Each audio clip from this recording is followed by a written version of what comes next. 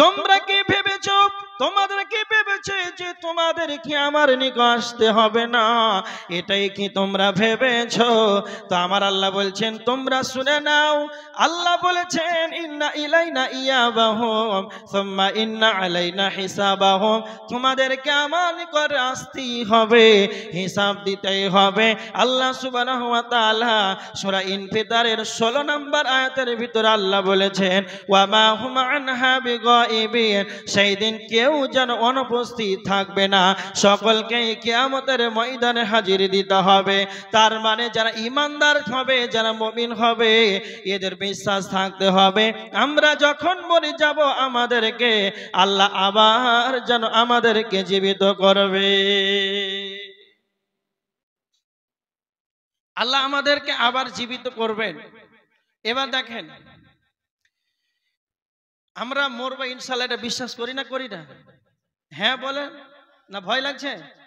ভয় লাগছে তো। মরার আলোচনা পেলে সব ছেড়ে নাকি? কোন মানুষ, কিছু কিছু মানুষ আছে ওর সামনে যদি আলোচনা করেন যে ভাই মরতে হবে, খুব রাগ হয়। দুনিয়া তার আলোচনা পেলে মরতে হবে, মরতে কিন্তু চাইবে না। নিজের আল্লাহ রাসূল সাল্লাল্লাহু আলাইহি ওয়াসাল্লামের একটা হাদিস আছে, হাদিসটা আবু দাউদ শরীফের হাদিস, যে আল্লাহ রাসূল বলছেন এমন একটা যুগ আসবে যারা দুনিয়াকে আঁকড়ে ধরবে আর মৌতটাকে ঘৃণা করবে, ওয়াকারাহিয়াতুল মৌত। এই হাদিসটা আজকে মানুষের সঙ্গে মেল হয়ে যাচ্ছে। প্রায় মানুষকে বলেন মরতে কিন্তু ইচ্ছা করে না। এবার দেখেন আমাদেরকে মরতে হবে, এতে কোনো উপায় নাই। কেন? একটা হাদিস আপনাদের সম্মুখে আমি কয়েকটা প্রশ্ন করব আপনাদেরকে, আপনারা উত্তর দিবেন। বলেন তো জানাজার নামাজ এটা ফারজে আইন না ফারজে কিফায়া? কথা বলেন, তাড়াতাড়ি উত্তর দেন। কার জানা আছে? ফারজে কিফায়া। মাশাআল্লাহ, ফারজে কিফায়া মানে এখানে আপনি যেতে পারেন, গেলে নেকি হবে, না গেলে গুনাহ হবে। দুই, এক মুসলমানের প্রতি অপর মুসলমানের কয়টা হক? 6টা। এবার দেখেন জানাজায় অংশগ্রহণ করলে, জানাজার সালাত আদায় করলে কয় পাহাড় নেকি? 1 পাহাড়। 3 পাহাড় লাই তো, 1 উহুদ পাহাড় সমতুল্য নেকি। 2, যদি দাফন কমপ্লিট করেন তাহলে 2 উহুদ পাহাড় সমতুল্য নেকি দেওয়া হবে। মুসলিম শরীফের 5544 নম্বর হাদিস, হাকুল মুসলিম আলাল মুসলিম সিত্তুন। এক মুসলমান অপর মুসলমানের হলো 6টা হক। তার ভিতরে একটি হলো ইত্তিবাউল জানাইজ, জানাজায় অংশগ্রহণ করা। আল্লাহর নবী বলেছেন কেউ যদি জানাজার সালাতে যায় তাহলে তাকে 1 কিরাত নাকি দেওয়া হবে। কেউ যদি দাফন কমপ্লিট করে তাহলে তাকে 2 কিরাত যেন নাকি দেওয়া হবে। এতটা সওয়াব কেন রয়েছে? আল্লাহর নবী কেন জানাজার সালাতে যেতে বলেছেন, কবর জিয়ারত করতে বলেছেন? তোমরা কবর জিয়ারত করো, কবরবাসীদের কাছে কিছু চাওয়া যাবে না। মুমিন মুমিনার জন্য কবরে গিয়ে তাদের জন্য মাগফিরাত কামনা করো। কবর স্থানে যাওয়ার কথা বলা আছে কেন কেন কেন? কবরস্থানটি এমন একটি জায়গা, কবরস্থানটি হলো শিক্ষাঙ্গন।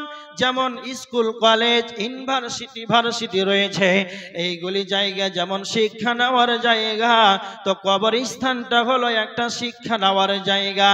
যেমন করে মাদ্রাসার ছাত্ররা, স্কুলের ছাত্ররা, কলেজের ছাত্ররা সেখানে বিদ্যালয়ে যাবে, শিক্ষাঙ্গনে গিয়ে শিক্ষা নেবে, তো যারা ইমানদার হবে, যাদের ভিতরে বিবেক থাকবে, যাদের মানবতার জ্ঞান থাকবে, তারা কবরস্থানে গিয়ে যেন শিক্ষা নেবে।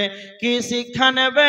যাকে আপনি একজন মৃত্যু ব্যক্তিকে গোসল দিয়ে জানাজার খাটে বহন করে নীরব নগরে কবরস্থানে নিয়ে চলে গেলে, আর সেখানে জানাজার খাটটাকে আপনি সামনে করে জানাজার সালাত আদায় করে দিলেন। যদি আপনি বিবেকবান হন, আপনি যদি চেতনা থাকে, আপনার যদি জ্ঞান থাকে, তাহলে আপনি যাকে 3 মুষ্টি মাটি দিয়ে দিলেন, আপনার বিবেক বলবে যাকে আমি আজকে জানাজার সালাত আদায় করলাম যার খাটটাকে সামনে রেখে আমি যাকে 3টা মুষ্টি মাটি দিয়ে দিলাম সে 8 ঘন্টা কিংবা 6 ঘন্টা আগে তার জীবন ছিল, তার আত্মাটি ছিল, আর আজ 6 ঘন্টা হয়ে গেল তার আত্মাটি নাই। বিধায় তাকে আমরা গরম পানি করে বোরের পাতা দিয়ে গোসল দিয়ে দিলাম, জানাজার খাটে সাদা কাফন পরিয়ে নিয়ে এলাম, আর সামনে রেখে জানাজার সালাত আদায় করলাম। এইভাবে আমরা তাকে রসুলের পদ্ধতিতে তা 3 মুষ্টি মাটি দিয়ে দিলাম।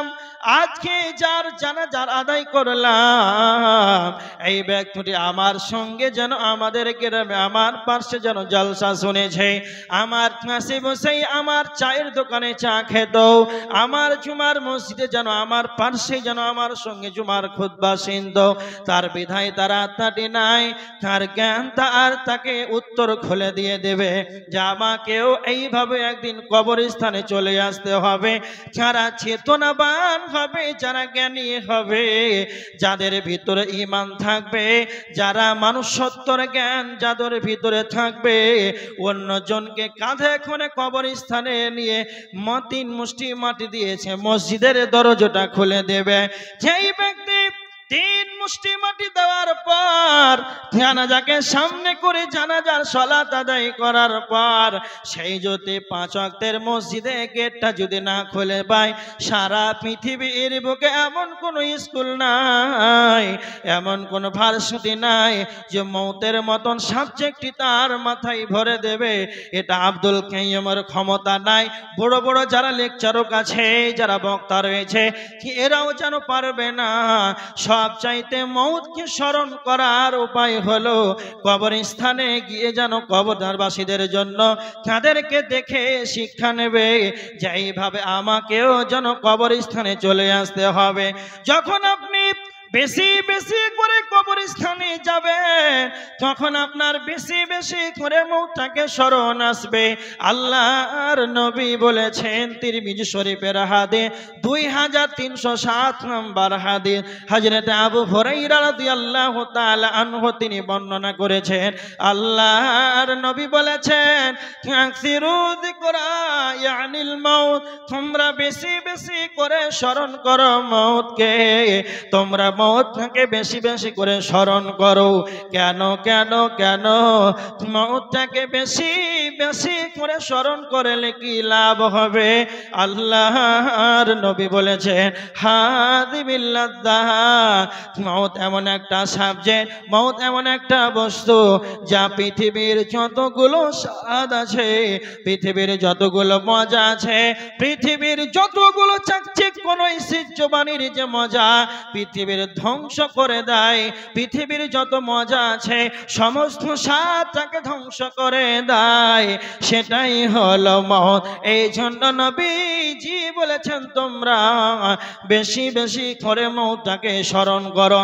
যখনই তোমরা বেশি বেশি করে মওতটাকে স্মরণ করবে তখন তোমাদের মরণকে স্মরণ আসবে।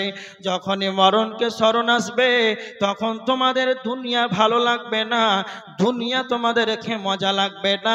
যখনই দুনিয়া তোমাদের রেখে মজা লাগবে না তখন আল্লাহর ইবাদত মতে তোমরা মনোযোগী হবে।